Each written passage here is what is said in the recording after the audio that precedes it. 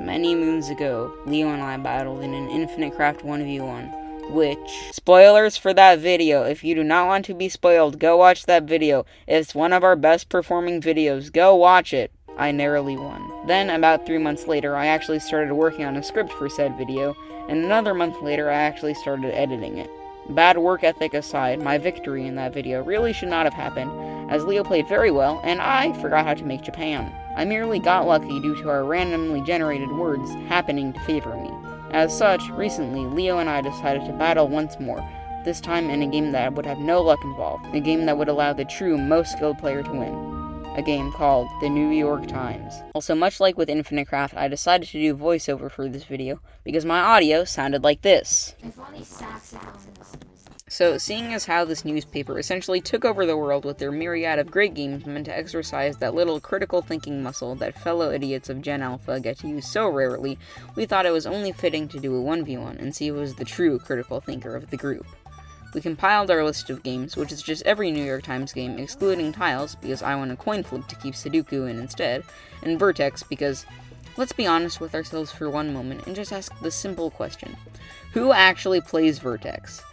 So we would do a best of 7 in the games that we didn't eliminate, with first to 4 wins winning the video, and with the loser of each previous round getting to counterpick to a game of their choice.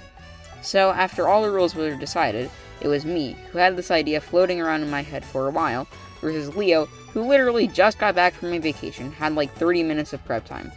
I don't know what you're talking about, this seems completely fair. We decided to start off with a neutral game, and Wordle is about as neutral as you can get if you ignore my roughly 1,000 plays.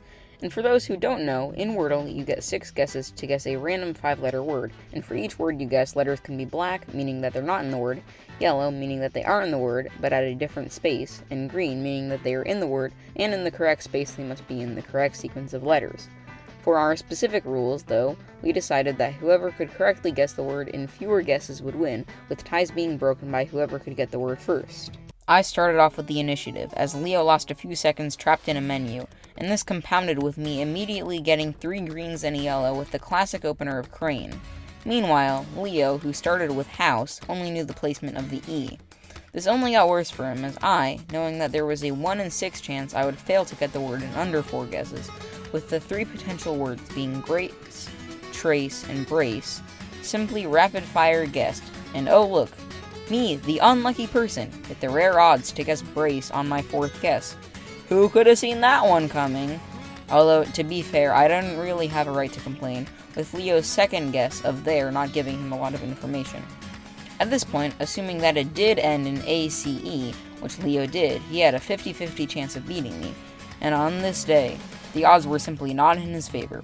So let this be a lesson to all of you kids. Gambling sucks. With his unfortunate defeat, Leo then decided to counterpick to Strands, which along with Connections is probably my worst game. Word searches are hard enough for my stupid brain, and now you're telling me that they made word searches, but the words can be arranged in a theoretically infinite number of ways. And also, for all the non-Epsilon males in the audience, in Strands, it's a word search, but some words fit a theme, and you have to find those theme words, and finding non-theme words can give you hints by revealing the locations of certain theme words. And for mine and Leo's purposes, we decided that we would each pull up a timer, and whoever completed the puzzle in less time would win, but we implemented the interesting rule of each hint we used adding a minute to our timers. Not unlike our previous round, menus proved to be Leo's greatest enemy, with him accidentally double-clicking, attempting to just play the game, wasting more precious seconds. However, unlike in Wordle, Leo's odds were not to be immediately discounted, as not only is Strands a much slower game for me, but he also just instantly blindly guessed feast and double as theme words, while I had zero ideas of what the theme could even be. Luckily for me, I had a contingency plan in an event like this, which was to play for hints and try to not let sunk cost fallacy make me question every single choice I've ever made. You see, I already have anxiety for that. By my 3rd hint, I finally had a loose understanding of what the theme actually was, that being words involving common phrases with the word or, and I will be solely blaming my failure to articulate that well on the stupidity of the theme itself. Meanwhile, Leo kept blindly guessing and got 2 more theme words without even finding a single non-themed word. My swift finding of break made us even, if you choose to ignore the fact that I used 3 hints and he had not used any so far. Leo also discovered my favorite verb, to pwn, which he may or may not have been doing to me in this competition. However, Leo's strategy of just blindly guessing, while surprisingly effective, did mean that he still had no idea what the theme was, and for a while after his fourth word, he spent some time deliberating before going to hints, causing his timer to slowly tick up. All the while, I was, against all odds, able to find nothing when I almost went for a fourth hint. With this, I suddenly saw the code as if I was a much less cool and virginity-possessing version of Neo from The Matrix, and completed the puzzle with a final time of 5 minutes and 55 seconds, including the extra 3 minutes from using hints. Leo used 2 hints whilst I was doing all of this, so he had only 1 minute to complete the puzzle, or the victory would be mine. And just like that, with only 3 remaining words, Leo conceded, giving me the point. Leo then decided that we were having a bit too much fun for his liking, so he then counterpicked to Connections, a game in which you are given 16 words that you must sort into 4 groups of 4 with some frankly arbitrary categories, and the winner for this game would be whoever made the least mistakes, if we both won, with time serving as a tiebreaker, but if we both lost, whoever got the furthest would win. This is important.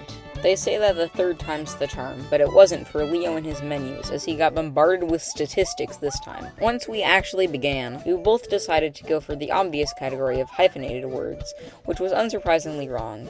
Keeping up the trend of us literally being in perfect sync, we then both got the yellow category, designated by the times as being the easiest.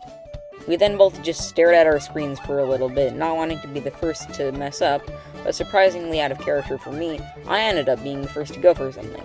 It was completely wrong, but still a valiant effort. Leo then messed up in a similarly comedic fashion, but while he was staring at his screen, he selected 2 of the words in the purple category, which is the hardest one, fully knowing the criteria of the word, and then he just did nothing about it. Me, still completely oblivious to Leo's struggles, decided that fortune favors the bold and gambled on the other obvious category of 2-letter words, which somehow worked out for me. But for legal reasons, I should tell you that 99% of gamblers quit before they hit it big. What I'm really trying to tell you is that you could be the 1%. That was a joke, don't gamble! After fortune favored the bold, we both failed, but because I got the green, I made it further than Leo, and was now on match point, as Leo selected Letterboxd to be his last chance at victory.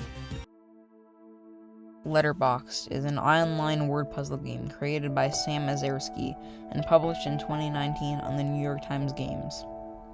Wikipedia.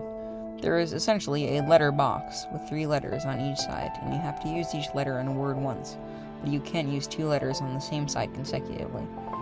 The winner of this round would be decided by whoever could solve the puzzle in the least amount of words, with time, perhaps Leo's greatest enemy, serving as a tiebreaker. And so, with the odds dramatically stacked against Leo, we began what could possibly be the final round.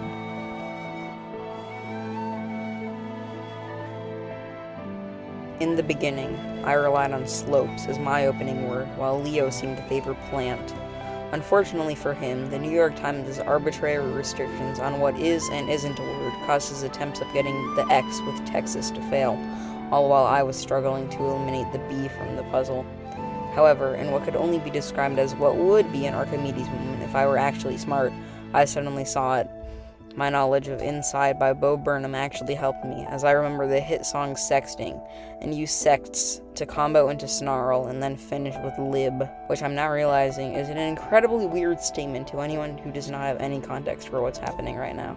As I was doing this, Leo came unreasonably close to getting it in 4 words before me, which I didn't even realize until writing the script, but as it turns out, he was in fact 1 sobs and 6 away from victory. Luckily for me, he didn't see this, but as a hint, I told him that my knowledge of Bo Burnham songs helped me. This is important for later, but while he was suffering, I decided to do something to keep you entertained, so I played some Doodle Jump. Now, I'm strangely bad at Doodle Jump, despite generally being good at other games in its genre. However, I was actually able to do quite well for my incredibly low standards, even doing some precision platforming to get around this black hole. However, in the wise words of Walter White, I think, all good things must come to an end, and I ended up getting sprung into a black hole because it was off-screen, leaving with a modest 21,929 points. I then worked on my video essay on why Letterboxd is the best New York Times game, coming soon to @Manfish Productions. Subscribe to Blake Jennings on YouTube, and then listen to Wonderwall for a little bit. Leo, though he was actually playing the game, wasn't being much more productive, trying to use Slateport City from Pokemon to propel him to victory. He eventually decided that the opening word of plant was not ideal, and I decided to do my Duolingo for today. I screwed up, somehow mixing up the verb mangiare, meaning to eat, with the noun maione, meaning sweater. My next slip-up came when I used the singular verb I rather than the plural verb sono. But who cares about other cultures and their weird languages? Let's focus on Leo, who I allowed to search up Bo Burnham songs for the simple reason of I thought it was funny. However, when he searched this up, one of the top results was, what happened to Bo Burnham in 2024? I innocently told him to click it, but the result highlighted that he apparently died by suicide on January 17th.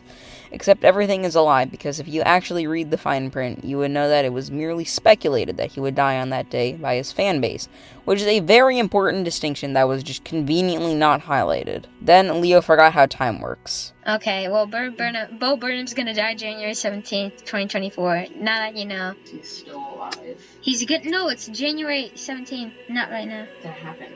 2024. We're in 2024.